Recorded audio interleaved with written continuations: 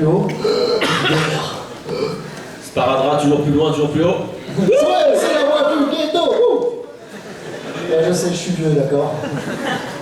Alors, qui a... Bonjour. Je m'assois, ça ne dérange pas. Ah, pardon. Bonjour, alors j'ai une question. Dans la BD, Gaïa écrit des histoires sur Omégazelle et Fantôme. Est-ce qu'on a une chance de le lire un jour? Alors, justement... Tu te rappelles du titre déjà? Oui, l'Apollon tombé du 7e ciel.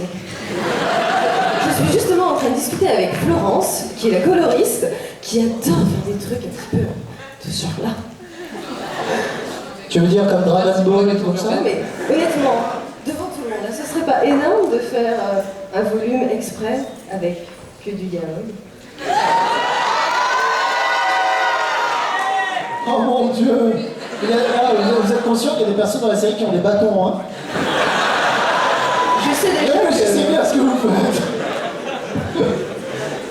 il y a énormément de filles qui réclament, hein. Non mais déjà, il faut savoir pour ceux qui ont lu la BD et qui donc ont vu dans le tome 4 qu'on a effectivement fait une page à œil, qui nous a fait tous bien marrer, que en plus pour la petite histoire, c'est la moins longue à faire, hein. Donc nous, ça nous permettrait de gagner un petit peu de vie. Donc ouais non, il y a, si vous voulez quoi, qu'est-ce que vous voulez? Toute une BD en Smoorbie, il faut la faire aussi, c'est nickel. On n'a aucun problème avec ça. Du yaoi de Smoorbie. C'est ça! Mais non, c'est vrai, je l'ai déjà dit plusieurs fois, la page yaoi, c'est la page que j'ai dessinée le plus vite dans ma carrière. J'ai dit à Fabien, tout un tome yaoi quand tu veux. Des films de boules avec des coches aux boules, comme dit Gaïa. Elle assume pas. Et ouais, Et moi j'ai une condition pour faire un tome yaoi, c'est que les acteurs posent pour moi.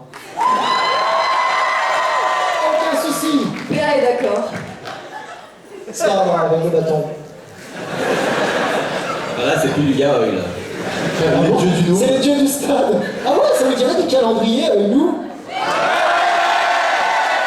Je viens de lancer une idée là, merde, je suis désolé. Écoute, je ne suis pas encore assez doué en effets spéciaux pour pouvoir faire un truc. Quoique Fabien maintenant on a la balle de Fluxball hein, pour remplacer le ballon de rugby. Ah, Football. et qu'est-ce qui va remplacer nos abdominaux? Regardez, ils ont du chewing-gum! J'ai dit qu'on avait acheté du maquillage, hein.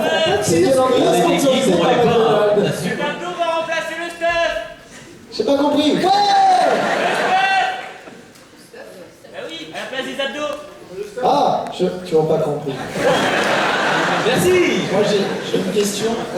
Dans le tome 3 du roman, il y a un personnage qui est évoqué, qui a d'ailleurs choqué Omégazelle, qui est donc le prédécesseur de Fantôme à la tête de l'Empire. Et j'aimerais savoir si on aura plus ample information sur ce personnage, voire peut-être un retour sur Horizon. T'as vu Fabien, c'est lui qui a lu le roman. Oui, c'est lui qui tu le sais, Il a été payé par le TGS, il a eu le roman. Il me pose des questions. c'est gentil. Alors par contre, c'était le tome oral où tu l'écoutes en fait. Et alors effectivement, on évoque que le premier personnage à avoir été niveau 100 dans l'histoire du jeu n'est pas Spectre, puisque c'est ce qu'on sous-entend dans la série. Il y a eu quelqu'un avant, et c'est une fille qui s'appelle Myst. Et quand Omégazelle apprend ça, écoute, il est au bord de la syncope, là c'est abominable. Est-ce qu'on va voir ce personnage? Je ne sais, c'est pas encore prévu, mais à partir du moment où j'ai lancé la piste, dès que dans la série, potentiellement, ça peut être sympa en tout cas, mais la piste n'est pas encore lancée. Pour l'instant, c'est pas pour roman. Mais oui, le personnage pourrait intervenir un jour. On ne sait jamais. Alors, on va finir peut-être sur les deux dernières questions. Là, tout en haut. Amenez-lui sa mandoline. Je suis très bien. C'est elle. Bien, merci à tous. Alors moi j'ai une petite question, c'est que maintenant avec 3 séries et la 4e qui est en route, à quand un grand bêtisier? Vous allez quand même avoir de sacrées images. Alors, en fait, ça s'appelle Noob. En fait, Pour ça, c'est une bonne question. Fabien, micro vide, je ne sais pas quoi répondre. dessus, on a Rodolphe qui fait des cascades. Non, c'est vrai qu'en fait, on a beaucoup de rushs de bêtisiers. En fait, il ne tombe pas assez. C'est ça le problème, c'est que vous ne vous tombez pas assez par terre. Parce que rater des phrases, ça oui, il y en a des milliards, des centaines de milliards même. Mais en tout cas, ce qui est rigolo dans un bêtisier, c'est quand le personnage il tombe, il se vautre, il se brise la nuque, des trucs comme ça quoi. Les faceplants. Et C'est ce qu'il aime beaucoup, Fabien. Et donc voilà, le problème dans Noob, c'est qu'il n'y a pas assez de gamelles. Ça veut dire qu'il ne se donne pas assez sur les tournages. Moi je pense que dans la saison 4, il faudrait que vous donniez à 200% et que ouais. Moi je pense que tu pourrais le faire. Moi, je suis pas de ton avis, en fait. Cet arbre de 10 mètres, tu dois l'atterrir sur la tête. Moi, je pense que tu pourrais faire une compilation de tous nos ratés. Ça peut être très drôle.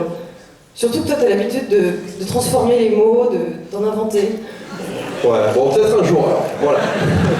Ah, je pense que dans tous les rushs que tu as, il doit y avoir du potentiel quand même. Faut dire que là où il nous envoie, c'est soit on fait bien la prise, soit on meurt. Donc, Alors, une petite avant-dernière question, c'est Il y en a une devant, qui ça. Là, il y en a une devant. Allez, juste là, wouh. Bonjour tout le monde. Fred, il y en a une devant. Ok. Merci. Donc bonjour C'est la bonjour dernière l'équipe. Moi, ça serait plus une demande de visuel parce que ça fait 1 heure, il y en a marre de voir que des mecs dans la lumière. Et j'aimerais qu'en fait, il y ait toutes les filles de l'équipe des Geeks qui viennent. Ouais,